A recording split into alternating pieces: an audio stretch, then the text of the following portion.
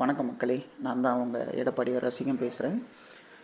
இன்றைக்கி குருமூர்த்தி அவர்கள் பாஜகவும் அதிமுகவும் சேரணும், எடப்பாடி பழனிசாமியிடம் அரசியல் தலைவருக்கான நோக்கம் இல்லை, 2021 வந்த வாய்ப்பையும் தவறவிட்டவர் அப்படின்னு சொல்லி குருமூர்த்தி அவர்கள் சொல்லியிருக்காரு.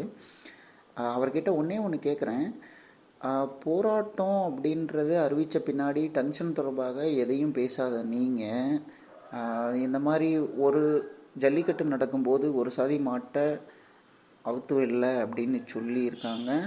இதுக்கு பேசாத நீங்கள், சென்னை ஐஐடி மாணவிக்கு பாலியல் தொல்லை கொடுத்துருக்காங்க, ஒருத்தரை கைது செஞ்சுருக்காங்க, இன்னொருத்தர் மறுபடியும் அதே மாதிரி சீண்டலில் ஈடுபட்டு கைது செஞ்சுருக்காங்க. இதுக்கு பேசாத நீங்கள், மேலும் அந்த சென்னை அண்ணா பல்கலைக்கழகத்தில் நடந்த பாலியல் குற்றத்திற்கு பேசாத நீங்கள், சட்டம் ஒழுங்கு சந்தி சிரிச்சிட்ருக்கு, அதையும் எதிர்த்து பேசாத நீங்கள், இப்படி பல விஷயங்களுக்கு பேசாத நீங்கள் எடப்பாடியாரை பேச என்ன தகுதி இருக்குது அப்படின்னு சொல்லி தொண்டனாகிய நான் கேட்குறேன். இன்னொன்று சொல்லிக்கிறோம், நீங்கள் எங்களோட தலைவனை பற்றி கேட்கக்கூடிய ஒவ்வொரு கேள்விகளுக்கும் தொண்டர்களாகிய 1 கோடி பேர் உங்களை கேள்வி கேட்பாங்க அப்படின்றத எந்த காலத்துலேயும் மறந்து விட வேணான்றதை இங்கே ஆணித்தரமாக பதிவு பண்ணிக்கிறேங்க.